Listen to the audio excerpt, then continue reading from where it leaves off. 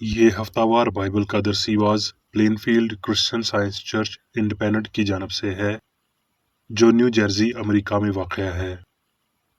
مزید معلومات کے لیے آپ ہماری ویب سائٹ ملاحظہ کریں www.plainfieldcs.com۔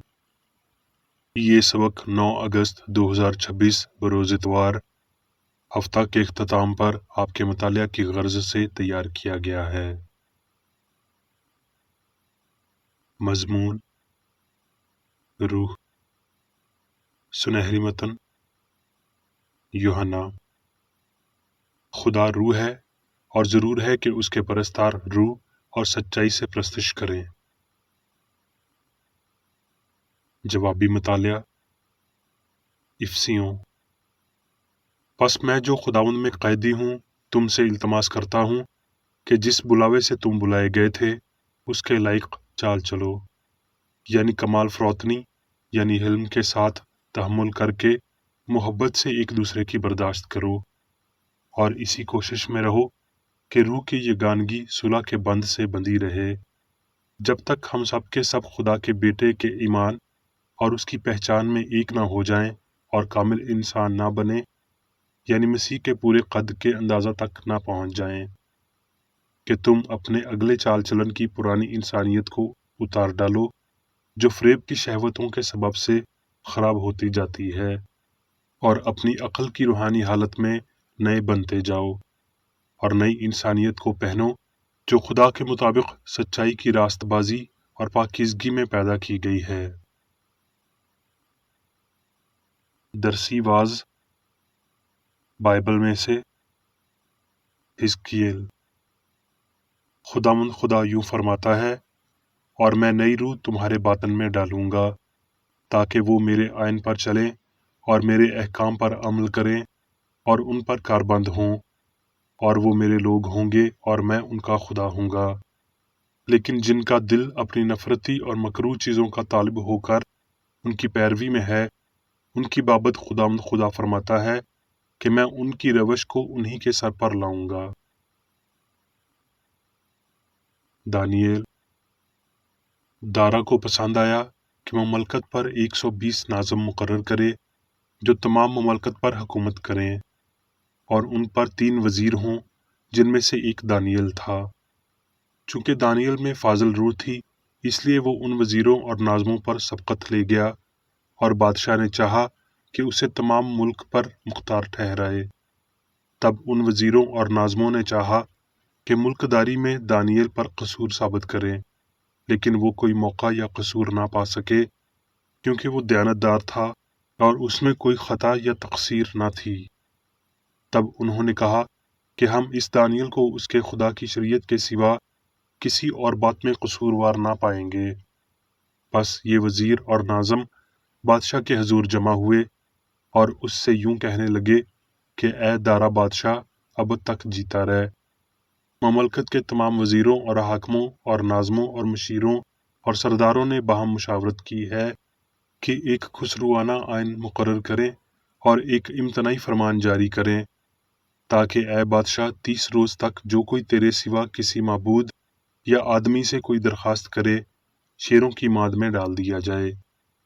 اور جب دانییل نے معلوم کیا کہ اس نوشتہ پر دستخط ہو گئے تو اپنے گھر میں آیا، اور اس کی کوٹھری کا دریچہ یروشلم کی طرف کھلا تھا۔ وہ دن میں 3 مرتبہ حسب معمول گھٹنے ٹیک کر خدا کے حضور دعا اور اس کی شکر گزاری کرتا رہا۔ تب یہ لوگ جمع ہوئے اور دیکھا کہ دانییل اپنے خدا کے حضور دعا اور التماس کر رہا ہے۔ پس انہوں نے بادشاہ کے پاس آ کر اس کے حضور میں اس کے فرمان کا یوں ذکر کیا۔ جب بادشاہ نے یہ باتیں سنی تو نہایت رنجیدہ ہوا، اور اس نے دل میں چاہا کہ دانییل کو چھڑائے۔ تب بادشاہ نے حکم دیا اور وہ دانییل کو لائے اور شیروں کے ماند میں ڈال دیا۔ پر بادشاہ نے دانییل سے کہا، تیرا خدا جس کی تو ہمیشہ عبادت کرتا ہے تجھے چھڑائے گا۔ اور بادشاہ صبح بہت سویرے اٹھا اور جلدی سے شیروں کی ماند کی طرف چلا، اور جب ماند پر پہنچا تو غمناک آواز سے دانییل کو پکارا۔ بادشاہ نے دانییل کو خطاب کر کے کہا، اے دانییل، زندہ خدا کے بندے، کیا تیرا خدا جس کی تو ہمیشہ عبادت کرتا ہے قادر ہوا کہ تجھے شیروں سے چھڑائے۔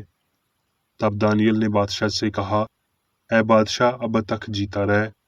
میرے خدا نے اپنے فرشتہ کو بھیجا اور شیروں کے منہ بند کر دیے، اور انہوں نے مجھے ضرر نہ پہنچایا، کیونکہ میں اس کے حضور بے گناہ ثابت ہوا، اور تیرے حضور بھی اے بادشاہ میں نے خطا نہیں کی۔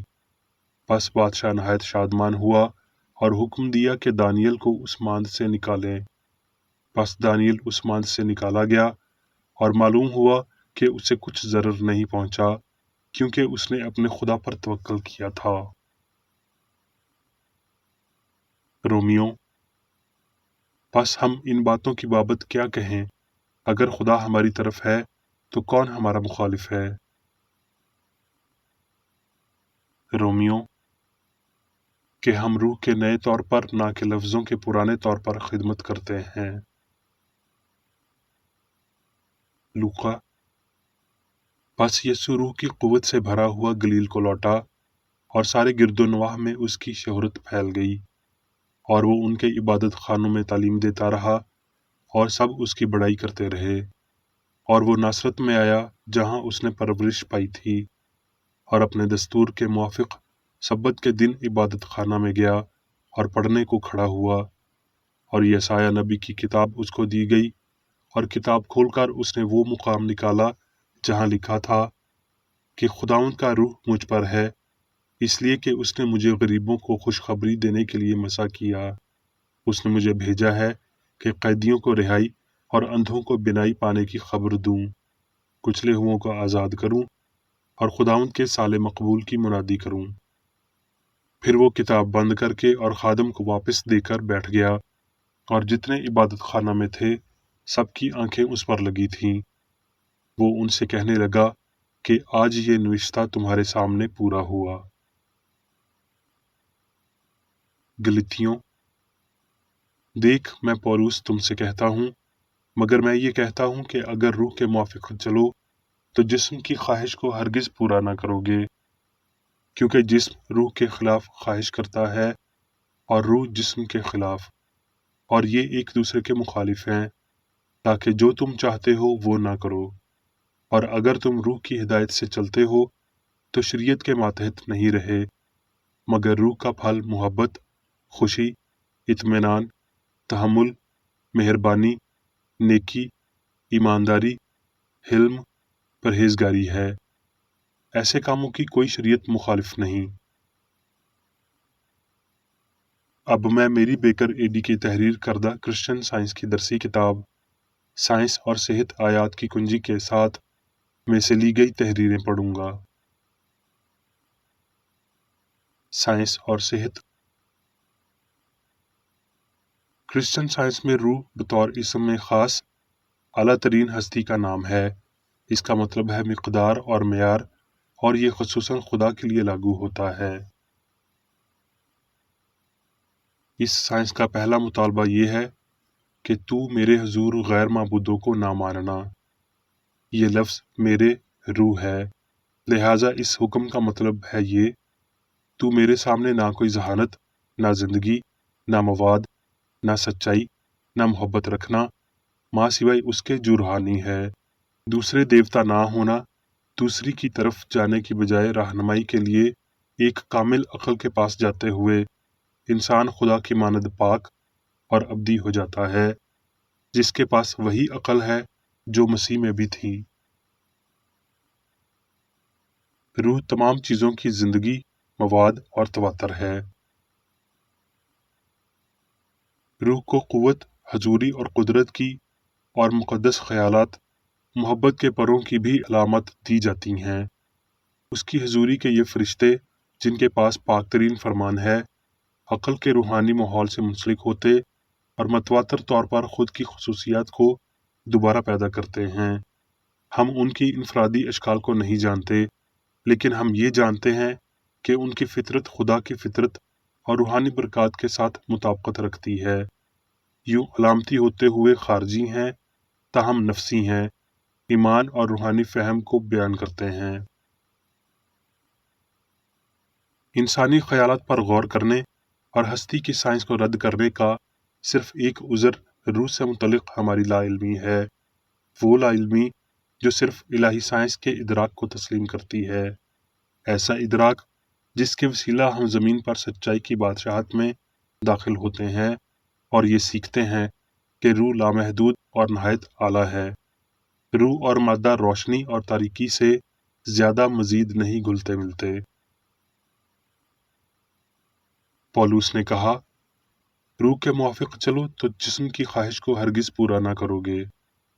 جلد یا بدیر ہم یہ سیکھیں گے کہ انسان کی متناہی حیثیت کی بیڑیاں اس فریب نظری کے باعث پگھلنے لگتی ہیں کہ وہ جان کی بجائے بدن میں، روح کی بجائے مادے میں رہتا ہے۔ مادے کی حس کا جھوٹا ثبوت نہایت مؤثر انداز سے روح کی گواہی کی مخالفت کرتا ہے۔ مادے کی حس خود کی آواز کو حقیقت کی شدت کے ساتھ اونچا کرتی ہے اور کہتی ہے، میں مکمل طور پر بے ایمان ہوں اور انسان یہ جانتا ہے، میں دھوکہ دے سکتی، جھوٹ بول سکتی، زناکاری کر سکتی، چوری کر سکتی، قتل کر سکتی اور نرم لہجے کی کمینگی کے ذریعے میں سراغ رسانی سے بچ سکتی ہوں۔ خواہش میں حیوان، جذبے میں فریبی، مقصد میں مکار، میرا مطلب میری زندگی کے مختصر دورانیے کو ایک جشن کا دن بناتے ہوئے۔ گناہ کس قدر اچھی چیز ہے، جہاں نیک ارادہ منتظر ہوتا ہے وہاں گناہ کیسے کامیاب ہوتا ہے۔ یہ دنیا میری بادشاہت ہے، میں مادے کی خوبصورتی پر تخت نشین ہوں، مگر خدا کی ایک چھوئن، ایک حادثہ، خدا کی شریعت کسی بھی لمحے میرا سکون فنا کر سکتی ہے، کیونکہ میری سب خیالی خوشیاں مہلک ہیں۔ مگر میری بدقسمتی کھولتے لاوے کی مانند میں بڑھتی ہوں اور راکھ کرنے والی آگ کی عظمت کے ساتھ چمکتی ہوں۔ روح مخالف گواہی دیتے ہوئے کہتی ہے،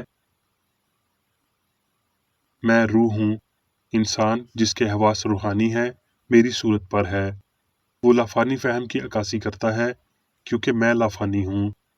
پاکیزگی کی خوبصورتی، وجود کی کاملیت، ناقابل تسخیر جلال، سب میرے ہیں کیونکہ میں خدا ہوں۔ میں انسان کو لافانیت دیتا ہوں کیونکہ میں سچائی ہوں۔ میں تمام تر نعمتیں شامل کرتا اور عطا کرتا ہوں کیونکہ میں محبت ہوں۔ میں ازل اور ابد سے مبرہ زندگی دیتا ہوں کیونکہ میں زندگی ہوں۔ میں اعلیٰ ہوں اور سب کچھ عطا کرتا ہوں کیونکہ میں شعور ہوں۔ میں ہر چیز کا مواد ہوں کیونکہ میں جو ہوں سو میں ہوں۔ اس اختیار کو سمجھتے ہوئے جو محبت سب پر رکھتی ہے، دانیل نے شیروں کی ماند میں محفوظ محسوس کیا اور پولوس نے سانپ کو بے ضرر ثابت کیا۔ خدا کی تمام تر مخلوقات جو سائنس کی ہم آہنگی میں چلتے ہیں وہ بے ضرر، مفید اور لازوال ہیں۔ اس بڑی حقیقت کا احساس ہی قدیم شرفا کی طاقت کا وسیلہ تھا۔ یہ مسیحی شفا میں مدد دیتا ہے اور اس کے مالک کو یسوع کے نمونے کی تقلید کرنے کے قابل بناتا ہے۔ اور خدا نے دیکھا کہ بہت اچھا ہے۔ سائنس محبت کی ولدیت اور ممتا اور اس کی لامحدودیت ظاہر کرتی ہے۔ انسانی صلاحیت اس کی روحانی ابتدا کو ظاہر کرتے ہوئے خدا کی تخلیق اور اس قوت اور حضوری کو سمجھنے اور جاننے کے لیے دھیمی ہے جو اس کے ساتھ چلتی ہے۔ انسان لامحدود کو کبھی نہیں جان سکتے جب تک کہ وہ پرانی انسانیت کو اتارتے نہیں اور روحانی شبیہ اور صورت تک نہیں پہنچتے۔ لامحدودیت کو کون ناپ سکتا ہے؟ رسول کی زبانی ہم اس کا اقرار کیسے کر سکتے ہیں جب تک ہم سب کے سب خدا کے بیٹے کے ایمان اور اس کی پہچان میں ایک نہ ہو جائیں اور کامل انسان نہ بنے، یعنی مسیح کے پورے قد کے اندازہ تک نہ پہنچ جائیں۔ بشر ایک دن قادر مطلق خدا کے نام میں اپنی آزادی کا دعویٰ کریں گے، پھر وہ اپنے جسموں کو الہی سائنس کی فہم کے وسیلہ قابو کریں گے۔ اپنے موجودہ عقائد کو چھوڑتے ہوئے وہ ہم آہنگی کو بطور روحانی حقیقت اور مخالفت کو بطور مادی غیر واقعیت سمجھیں گے۔ جب ہمیں یہ احساس ہو جاتا ہے کہ زندگی روح ہے، نہ کبھی مادے کا اور نہ کبھی مادے میں، یہ ادراک خدا میں سب کچھ اچھا پاتے ہوئے اور کسی دوسرے شعور کی ضرورت محسوس نہ کرتے ہوئے خود کاملیت کی طرف وسیع ہوگا۔ روح اور اس کی اصلاحات ہستی کے واحد حقائق ہیں۔ مادہ روح کی خوردبین تلے غائب ہو جاتا ہے، گناہ سچائی کے وسیلہ ناگزیر ہے، اور بیماری اور موت پر یسوع نے فتح پائی، جس نے انہیں غلطی کی اشکال ثابت کیا۔ روحانی زندگی اور برکت ہی واحد ثبوت ہیں جن کے وسیلہ ہم حقیقی وجودیت کو پہچان سکتے اور ناقابل بیان امن کو محسوس کرتے ہیں جو سب جذب کرنے والی روحانی محبت سے نکلتا ہے۔ جیسے جیسے سچائی اور محبت کی دولت وسعت پاتے ہیں، انسان اسی تناسب سے روحانی وجودیت کو سمجھتا ہے۔ بشر کو خدا کی جانب راغب ہونا چاہیے تو ان کے مقاصد اور احساسات روحانی ہوں گے۔ انہیں ہستی کی تشریحات کو وسعت کے قریب تر لانا چاہیے اور لامتناہی کا مناسب ادراک پانا چاہیے تاکہ گناہ اور فانیت کو ختم کیا جا سکے۔ ہستی کا یہ سائنسی فہم روح کے لیے مادے کو ترک کرتے ہوئے کسی وسیلہ کے بغیر الوہیت میں انسان کے سوکھے پن اور اس کی شناخت کی گمشدگی کی تجویز دیتا ہے، لیکن انسان پر ایک وسیع تر انفرادیت نچھاور کرتا ہے، یعنی اعمال اور خیالات کا ایک بڑا دائرہ، وسیع محبت اور ایک بلند اور مزید مستقل امن عطا کرتا ہے۔ اب میں میری بیکر ایڈی کی جانب سے چرچ مینول میں دیے گئے روزانہ کے 3 فرائض پڑھوں گا۔